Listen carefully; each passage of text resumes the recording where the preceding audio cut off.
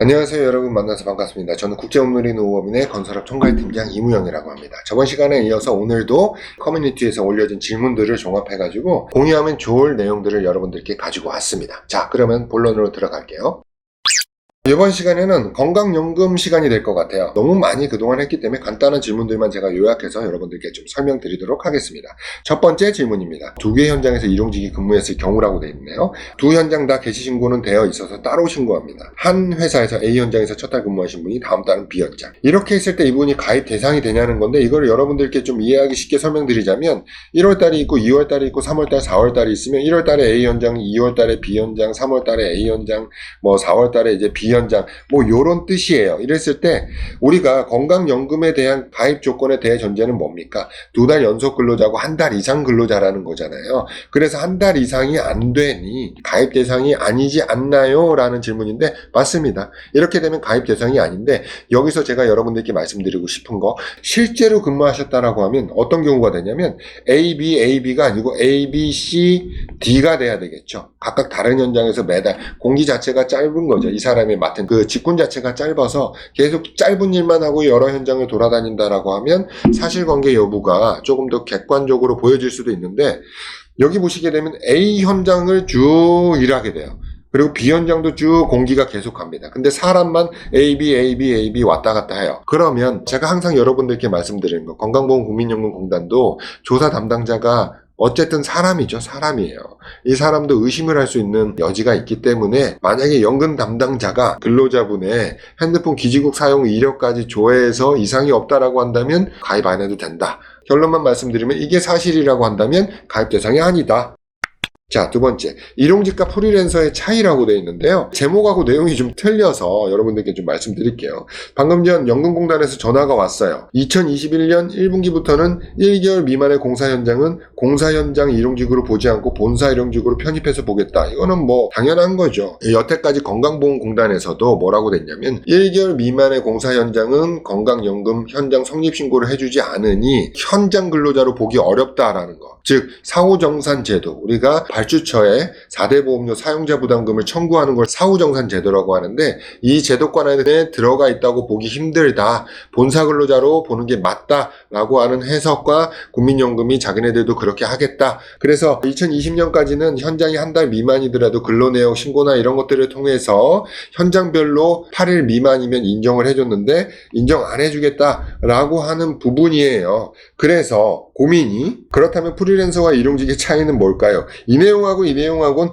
완전히 다른 내용이에요. 그래서 앞선 내용부터 해석을 해드리면, 이분이 질문 주신 이 날짜 이전에도 건강보험공단에서는 한 달 미만의 현장에서 일하는 일용 근로자는 현장 근로자로 보지 않고 있었다. 그래서 그 부분 오해하지 않으셨으면 좋겠고요. 그럼 본격적으로 일용직보다는 프리랜서가 더 유리한 게 아닌가 해서요. 프리랜서는 소득세 3.3%만 내면 되잖아요 라고 하는 거죠. 일용직과 프리랜서 어떤 게 더 유리한가요? 라고 하는 건데, 이거는 굉장히 질문이 깊어요. 어느 게 유리한가요에 대한 내용에 대해서. 이것만 가지고 우리가 몇 시간 동안 얘기를 나눌 수 있는 부분이겠죠. 만약에 우리 회사가 전문 건설업이면서 혹은 종합건설업이면서 발주처로부터 사업자 부분에 대한 사후정산을 이루어질 수 있다라고 한다면 프리랜서보다 당연히 근로소득이 유리하겠죠. 여기서 간단히 세법만 따져봅시다. 근로소득은 기본적으로 15만 원까지 비과세가 잡히죠. 그래서 한 사람이 일당이 20만 원이라고 한다면 이 근로소득으로 처리할 때는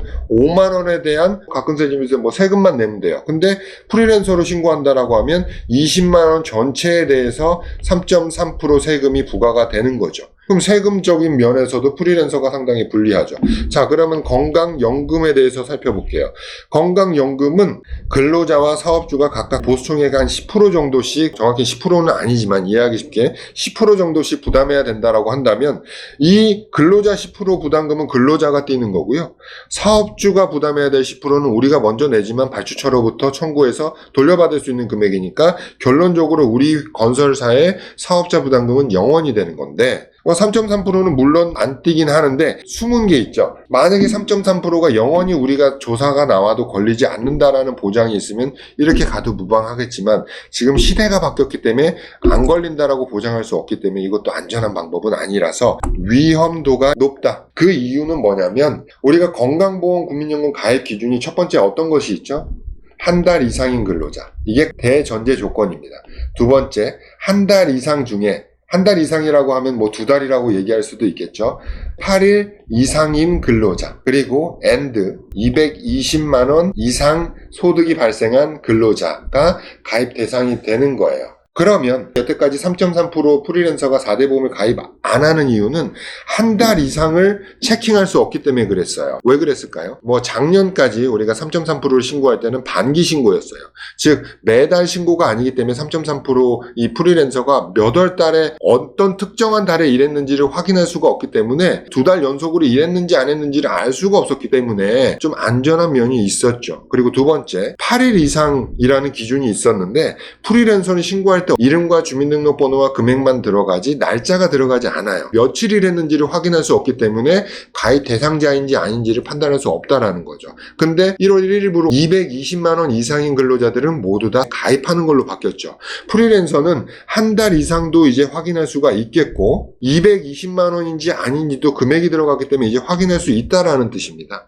그러면 나중에 조사는 어떻게 나올까? 감히 제가 예상해 보자면 제가 맞을 거예요 아마. 국민연금이나 건강보험공단에선 프리랜서까지는 아직 조사 대상에 두고 있지 않지만 훗날 프리랜서에 대한 월별 가입 내역이 있으니까 이 사람들 매달 정기적으로 급여를 받아가니 근로자로 판단되는데 만약에 근로자가 아니다라고 한다면 당신네들 건설회사가 아님을 입증해라라고 입증 책임을 우리 건설사에 떠넘길 겁니다. 그럼 여러분들은 근로자가 아닌 걸 어떻게 입증할 건가요? 거기에 대한 퀘스천이 있죠. 그렇기 때문에 3.3% 프리랜서가 안전하지 않다라고 저는 말씀드리고 싶습니다. 일용직과 프리랜서의 차이, 일단 세법상 차이가 있겠고요. 그리고 건강보험 국민연금 우리가 가입 안 해준다라고 하는 차이가 있겠고, 여기서 논하지 않은 근로기준법에 대한 내용이 있어요. 퇴직금이라든지 각종 수당 문제 같은 것들이 있겠는데 이 3.3% 프리랜서분들 노동부 가면 전부 다 근로자로 인정받습니다. 차이가 없어요. 자, 그것들 유념해 주시길 바라겠습니다. 다음, 국민연금에 대해서 22년 1월에 개정되는 이제 질문을 주신 건데, 근로일수가 8일 이상 60시간이 되지 않아도 220만 원 이상이면 가입 대상이라고 하는데요. 맞죠? 법이 그렇게 바뀌었죠. 220만 원 이상 받더라도 한 달 미만으로 일하면 가입 대상이 아닌 거 맞죠? 라는 질문이에요.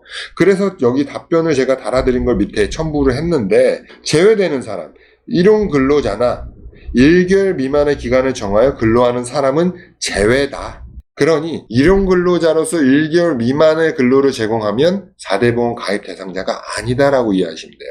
이거는 날짜 8일 이상 8일 미만 이 8일 기준에도 적용이 되는 거고요. 220만 원 금액 기준에도 적용이 되는 겁니다. 해석해드리면 어떤 근로자가 1월 2일부터 근무를 해서 30일까지 만근을 했어요. 29일 정도 근로를 했어요. 8일 이상이죠. 이 사람 가입 대상인가요? 아닌 거죠. 딱 1월 달에 이만큼만 일하고 빠졌어. 그러면 1개월 이상이 아니기 때문에 가입 대상이 아닌 거예요. 같은 1월 달인데 이 사람도 2일부터 30일까지 근무했는데 날짜는 몰라. 근데 600만 원 가져갔어. 프리랜서도 이렇게 일할 수 있겠죠. 어쨌든 600만 원 가져갔어요. 근데 이달만 일하고 이 전달에도 일 안 했고 이 다음 달에도 일 안 했어. 그럼 1개월 미만 근로자가 되는 거예요. 그럼 가입 대상이 아니다 라고 이해하시면 좋을 것 같습니다. 이게 가장 기준이에요. 자, 여기까지 우리 4대 보험에 관련한 가장 핵심 질문들만. 나머지 질문들은 전부 다 이거 기산일에 해당이 되나요? 가입 대상자 맞나요? 이런 질문들이 거의 90%예요. 국민연금 건강보험은. 근데 그 중에서도 알짜배기 질문만 모아서 해설을 해드리는 시간을 가져봤습니다. 자, 다음 시간에 또 찾아뵙겠습니다. 감사합니다. 여러분들 조금 더 궁금한 내용들은 제가 운영하는 카페나 다른 영상 보기를 클릭하셔서 관련된 세부 내용 확인해 주시길 바라겠습니다.